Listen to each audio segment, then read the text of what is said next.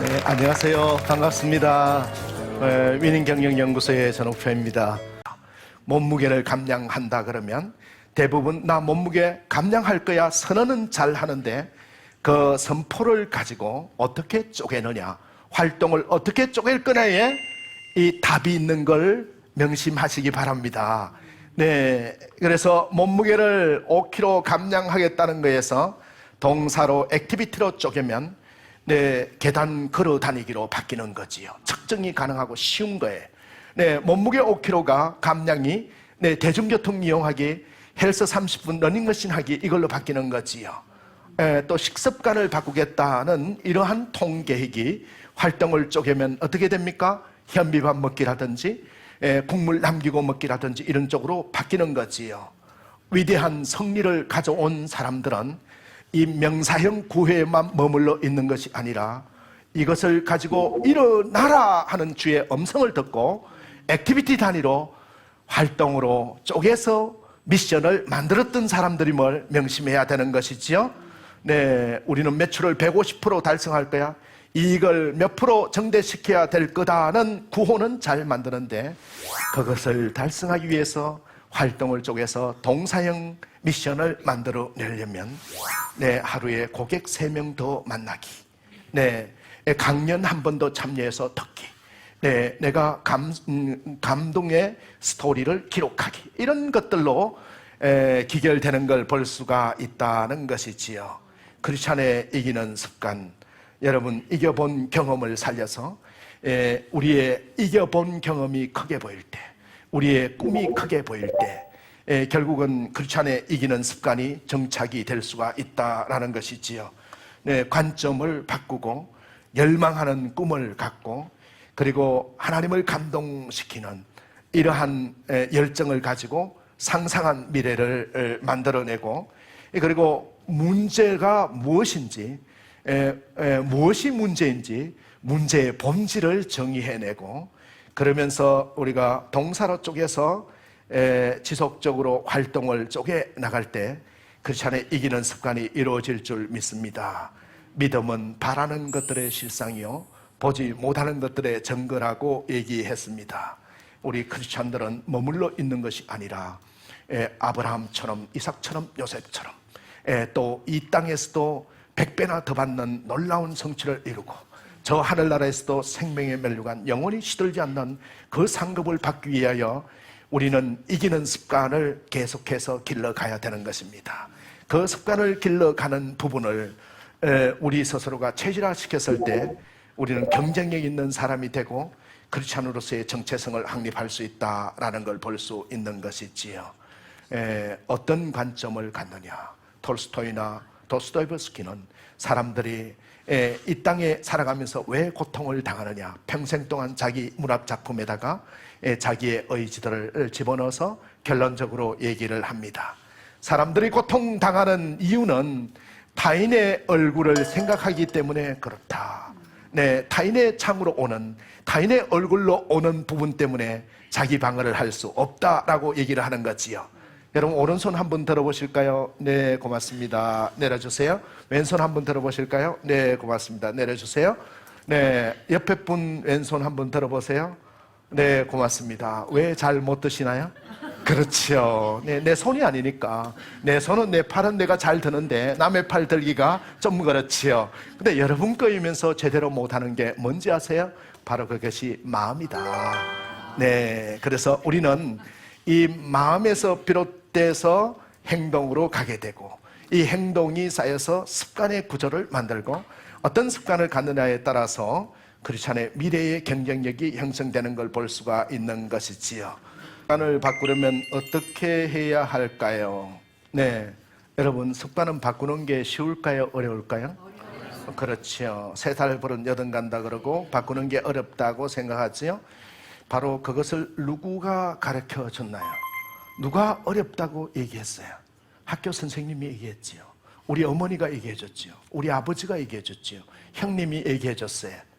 그러나 주님은 뭐라고 얘기합니까? 쉽다. 쉽다.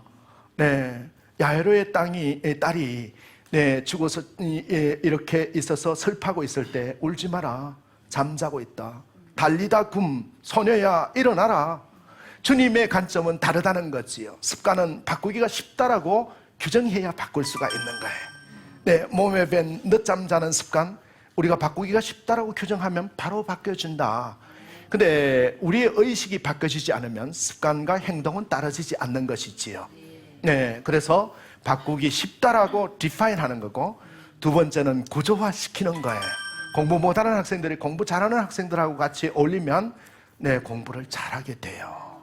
네, 그러니까 구조화하는 것이요. 매일 늦잠 자는 사람도 군에 가면 절대 늦잠 잘 수가 없지요. 이걸 구조화라고 얘기하는 거지요. 네, 좋은 습관을 가진 사람들하고 이 구조화를 시키는 게 중요하다라는 거고, 세 번째, 이런 버릇을 바꾸고 습관을 바꾸려고 그러면 굉장히 중요한 게 하나 있어요. 그것이 뭔가 하면 네, 배우고 익혀야 되는 거예요. 내가 바라는 저 정도의 위치에 가고 싶은 사람은 어떤 독서를 하고 어떤 습관을 가지고 사는가를 배워야 되는데, 대부분 그것은 배우려고 하지 않고 나는 저기에 따라갈 수 없다라고 내 습관의 구조를 변경시키려고 생각하지 않는 것이지요. 네, 그래서 우리는 주님이 기도하는 그 습관의 모범을 보이셨듯이, 습관적으로 기도하러 가셨듯이 우리의 습관을 말씀을 읽고 이런 구조화시키고 배우고 익혀서 계속해서 도전하는 게 중요하다, 이렇게 볼 수가 있을 것 같습니다. 크리스찬 청년들이 취업을 잘하려면 어떤 습관을 가져야 할까요? 요즘 정말로 취업 때문에 고생들 많이 하시는 것 같아요. 취업의 문호가 아무리 넓어지건 좁아지건 경쟁이라는 게 있지요. 크리스찬 청년들이 취업에서 성공을 하려고 그러면, 물론 크리스찬 청년들 말고 다른 청년들도 취업에서 성공하려고 그러면 굉장히 중요한 습관이 하나 있어야 돼요. 그 습관이 뭔가 하면 네, 스토리를 만드는 습관이다라는 거예요. 네, 스토리를 만든다는 것은 무엇일까요? 오늘 CGN TV 나침판에 가서 내가 이런 인사이트를 얻었어요.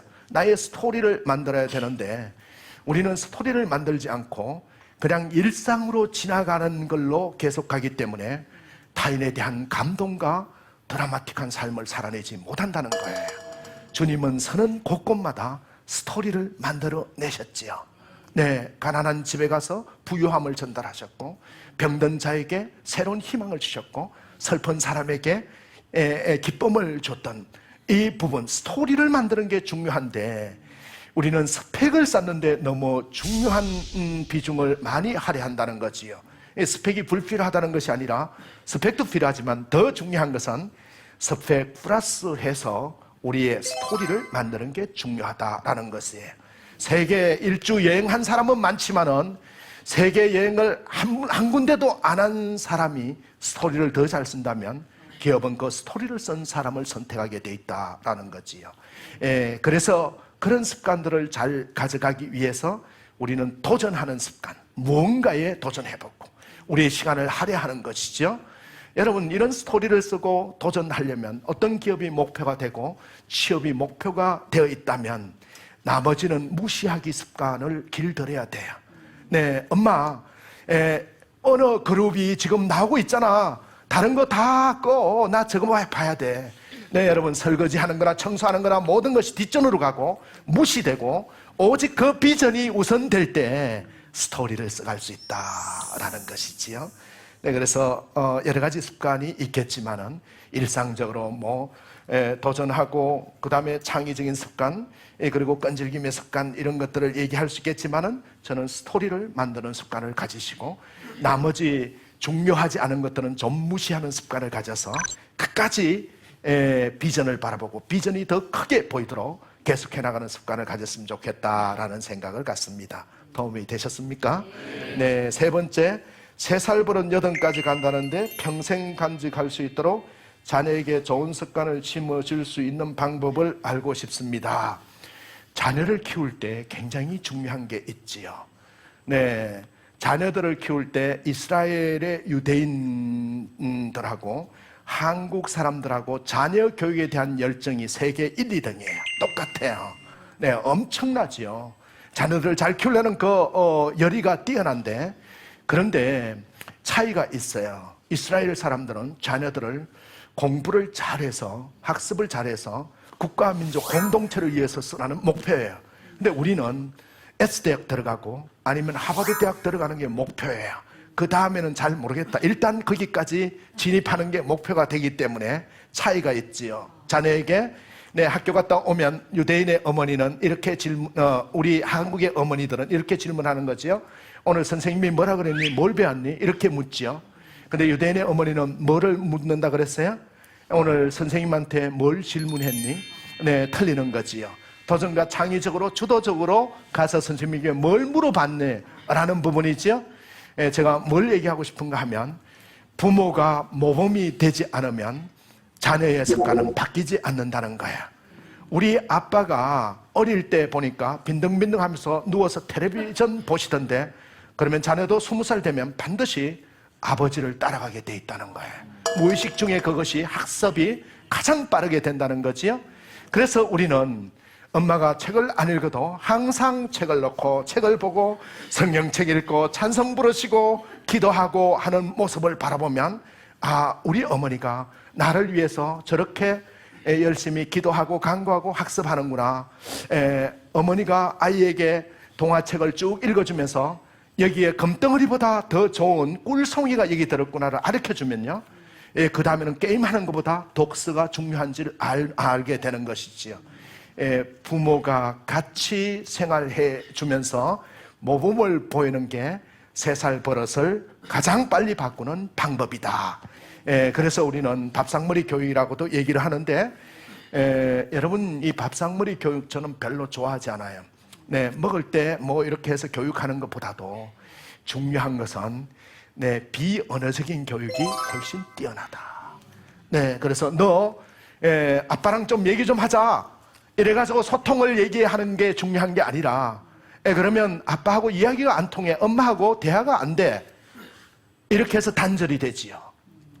그러나 테이블에서 아들, 딸, 엄마, 아빠 앉아가지고 그래서 식사 아무 말 없이 식사하면서 한마디도 얘기 안 해도 비언어적인 소통이 엄청나게 되고 있는 거지요.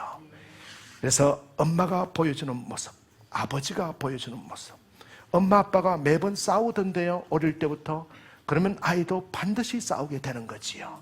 그래서 엄마 아빠가 아이가 다툴 일이 있으면 아이 안 보는 데서 얘기를 해야 되는 거지요.